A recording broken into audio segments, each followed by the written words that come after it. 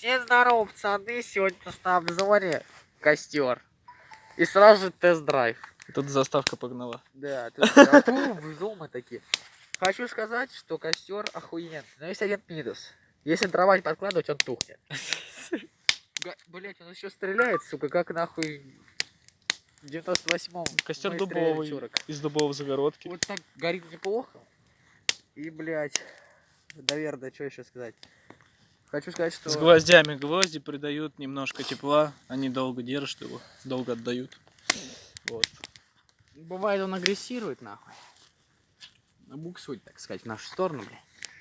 Горит, сука, неплохо, неплохо. Ну и всем спасибо за просмотр. Ставьте лайки, подписывайтесь на канал. И, блядь, никогда не делайте такую хуйню.